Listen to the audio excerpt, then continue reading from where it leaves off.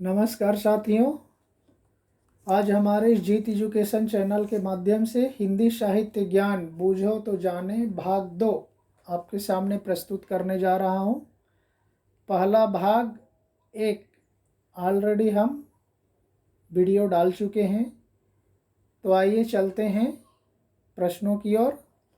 प्रश्न नंबर 1, एक भारतीय आत्मा के नाम से किसे जाना जाता है?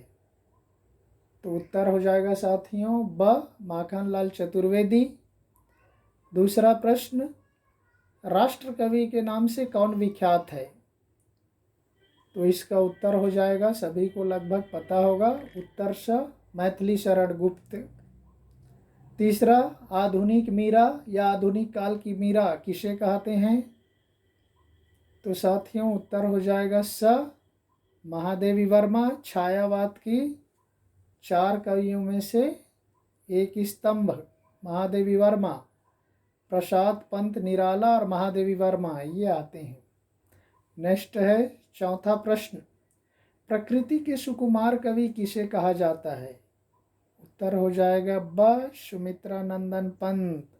प्रकृति का जितना सुंदर वर्णन सुमित्रा नंदन पंत जी ने किया है उतना और किसी अन्य कवि ने नहीं किया है, क्योंकि ये भी छायावाद से संबंधित कवि हैं।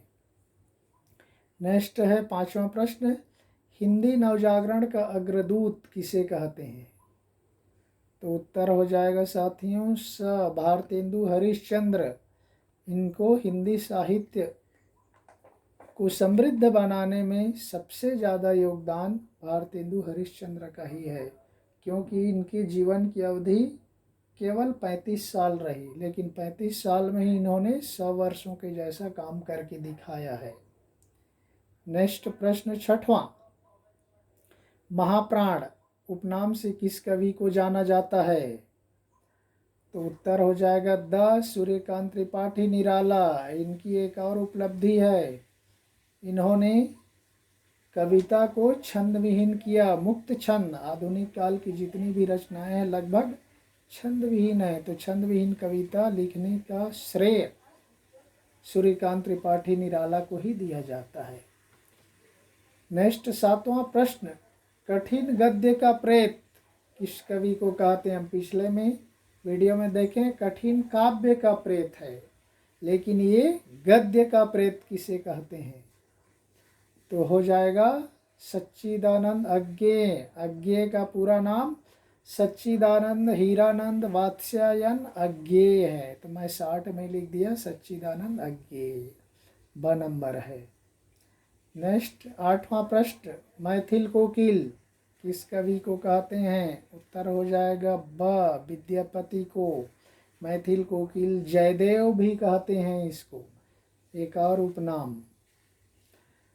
नेक्स्ट है उपन्यास सम्राट किसे कहते हैं? लगभग सबको पता होगा, उत्तर हो जाएगा द मुंशी प्रेमचंद उपन्यास सम्राट के रूप में विख्यात हैं। नेक्स्ट ये 10वां प्रश्न, इसको अक्सर परीक्षाओं में पूछ दिया जाता है, बैर क्रोध का आचार या मुरब्बा है किसकी पंक्ति है? उत्तर हो जाएगा स आचार्य रामचंद्र शुक्ल। चिंतामणि संग्रह है उसमें ये दिया गया है। नेक्स्ट है 11वां प्रश्न, क्रांतिकारी और विद्रोही कवि किसे कहते हैं? तो कहा जाता है उत्तर द सूर्यकांत त्रिपाठी निराला, ये भी छायावाद से संबंधित हैं। नेक्स्ट 12वां प्रश्न, ये थोड़ा कठिन है, हिंदी के पाणिनि किसे कहते हैं? तो ये आधुनिक काल का कवि है किशोरी दास वाजपेयी, उत्तर हो जाएगा ब। नेक्स्ट 13वां प्रश्न, वैद्यनाथ किसका मूल नाम है?